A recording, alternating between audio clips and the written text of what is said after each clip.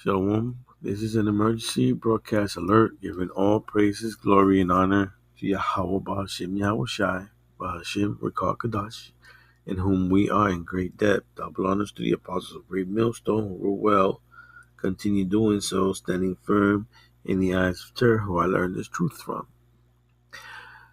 To the elders, the bishops, Hakim and Aquab, salutations and blessings to the house of David. We are the hopeful elect. This is your brother Quasar. Another quick one. Just wanted to touch back on this video. I wanted to actually make a video on the fact that May Adams, he was set up right from the beginning, just like David Dinkin was. Our people were never meant to be in power very long, and if they are in power for a long time period, it's because they're doing Esau's work to the letter. So, without further ado, I'm just gonna play a video and read some scriptures. Here we go. Tonight for a repeat robber seen on video holding up the same bodega not once, not twice, but 3 different times. The NYPD says it's one of 9 violent newsstand and concession stand robberies in the last 2 weeks by the same 4-man crew. Cash is still king at the newsstands. In this case, that meant thousands of dollars. I don't feel safe. All right, so this is 7 hours ago. All right, so these guys is constantly doing this. But the truth of the matter is that this is not a big deal. They could put a stop to this. They're just using this. All right. While you paying attention to this, they don't show you other things that are really crushing, the people, or what's creating a chaotic event. So as they bring you the corruption of Pete Diddy and all these rappers getting caught, or Epstein, all these things that they're showing you, that they cracking down on, World War III, it's in the midst, what I'm saying, is already here. It's like him. And Jacob's trouble is developing slowly. Why I say that, I'm about to show you. But first, before I show you, I'm going to read Proverbs 23, verse 17. Let not thy heart envy sinners. Why?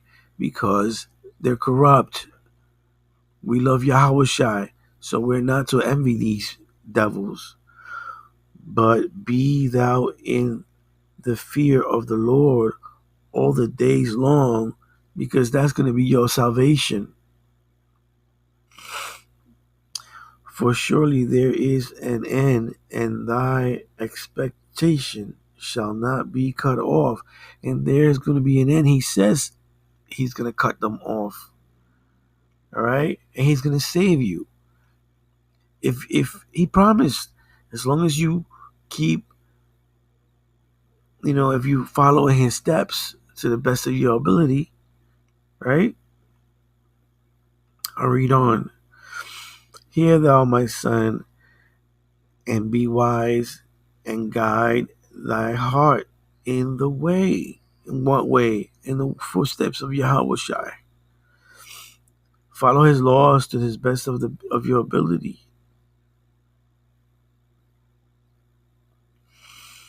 This is what we must keep doing in the midst of this chaos that's going on. Romans 12:1. I beseech you, therefore, brethren. Shalakia. I beseech you, therefore, brethren, by the mercies of the Most High, that ye present your bodies a living sacrifice. How? By going into the highways and byways, keep preaching the word of the Most High, day in and day out. Don't slack. holy, acceptable unto the Most High, which is your reasonable service. It's your reasonable service if you want to be able, if you want to partake of the salvation. All right, it's the only thing you could do. You know, what's the word? It's the least you can do. After all, there's not much you can do but read and be faithful. Okay, read the book, read the holy book, and be faithful. And verse 2, and be not conformed to this world, but be ye transformed by the renewing of your mind, that ye may prove what is that good and acceptable and perfect will of the Most High. You don't want to go along with this world. You don't want to expect reparations. It ain't going to get better. Things are going to get worse. People already look at you with their evil eye because you tell them the truth. We've become their enemy. We tell them what's going on, and instead of praying to the Lord, they want to, they want to scoff and hate us.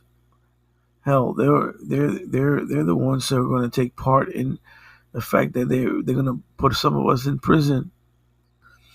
Those fake camps that say they love Yahweh, Yahweh Shai, and they go against their brothers, and they constantly scoffing. The latest is that we're in a new covenant.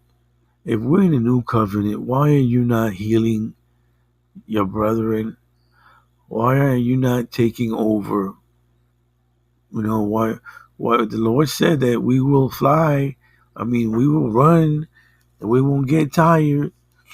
If we were in a new covenant, wouldn't the Lord be around also? And this would be his kingdom? I don't understand how you can even think those things. That's just stupid. Anyway, this is Philippians 2, verse 14. Do all things without murmuring and disputing, right? This is what you do, man. You want to debate all the time when you're supposed to be praying. While meanwhile, again, World War III is right around the corner. They're setting it up to get us what you call it? Oh man, the MOTV. They're gonna get us freaking digitized, man. I couldn't get the word out. Let me just play this real quick and call it. Now, let's shift gears for a moment. Eric Adams, just a few moments ago, he's going to be the first sitting mayor to be indicted in federal corruption investigation. But he's not the only one. We've got high-level NYPD official caught up in federal probe, and he's leaving, right? Then we have New York City Police Commissioner resigns after investigations swirl around mayor's inner circle. So, if you recall, P. Diddy and Eric Adams were close. He was given a key to the city. So, before I continue this is Luke 21 and verse 12. But before all these, they shall lay their hands on you. And this is what they're setting up to. They're setting it up for Jacob's trouble. And certain things have to happen before they can actually blame you for all these things.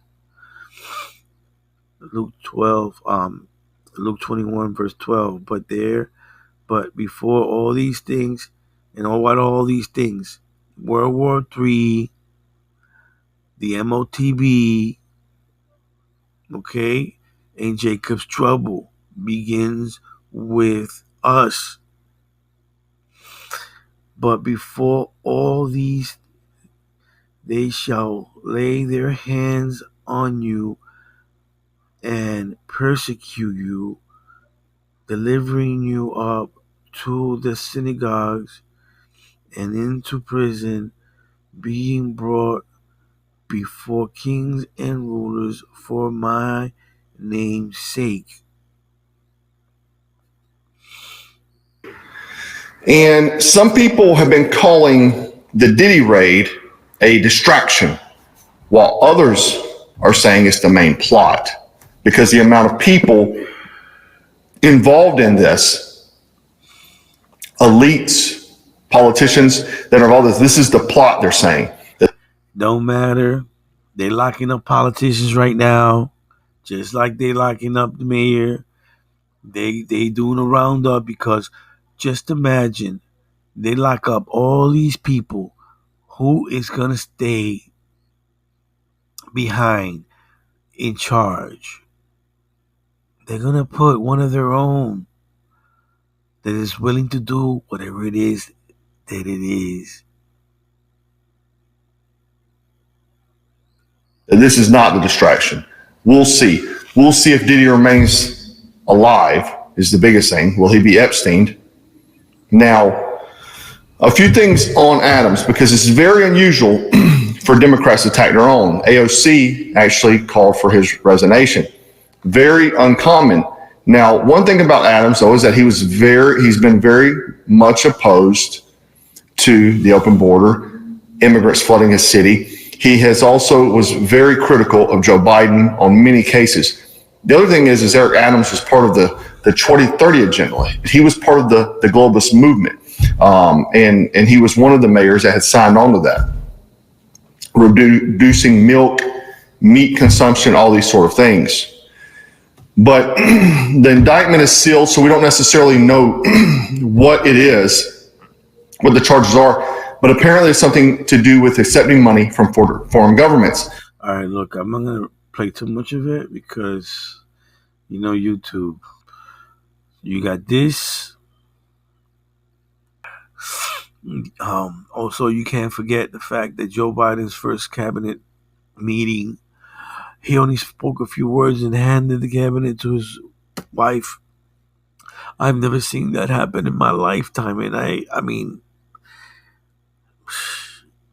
it's ridiculous. I've never seen no president do that. Since he's been president, first cabinet meeting, he hands it to his wife.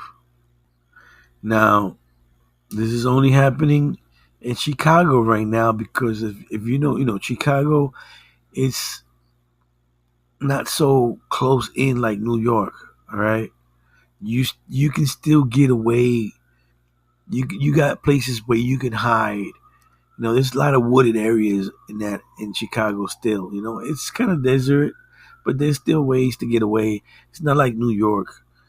You turn a block, you're in another block, and then there's no wooded area. Nevertheless, it had to happen somewhere, right?